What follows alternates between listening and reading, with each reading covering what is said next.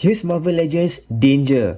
She's from the early Hasbro era, and if you don't know this character, she's actually a manifestation of the X-Men's Danger Room.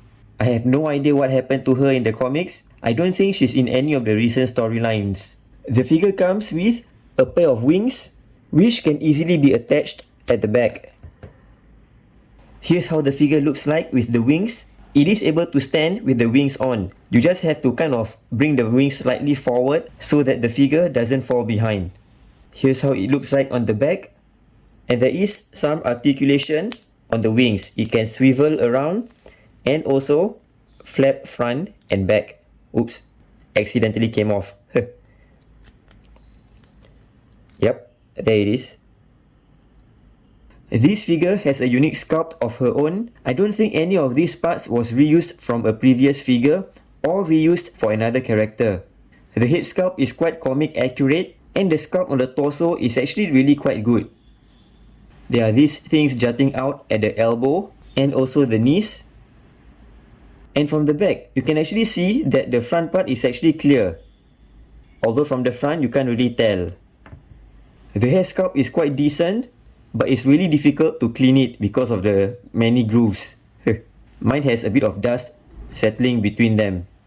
The articulation of the figure, however, is quite interesting. It has the normal hinge joint at the neck.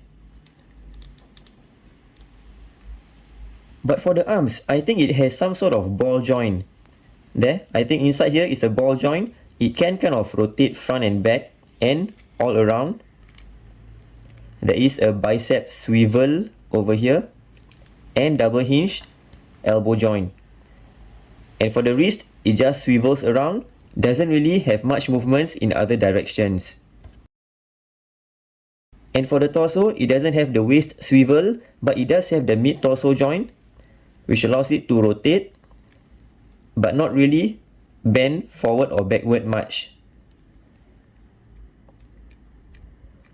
It has the ball hip joints, so able to move outwards this much, and thigh swivel, double hinge knee joint, and ankle hinge. And yeah, the foot is like, yeah, looks like this.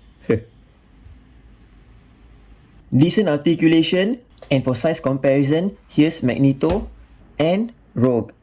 This Danger figure is slightly on the smaller side, but I guess still looks okay among the recent Hasbro figures. Overall, the appearance of the figure is actually really quite decent, and the sculpt on the figure is actually really quite good. Articulation is also kind of decent, quite a decent standard considering how Hasbro was in their early years. Thanks for watching. Do check out my other reviews at my channel.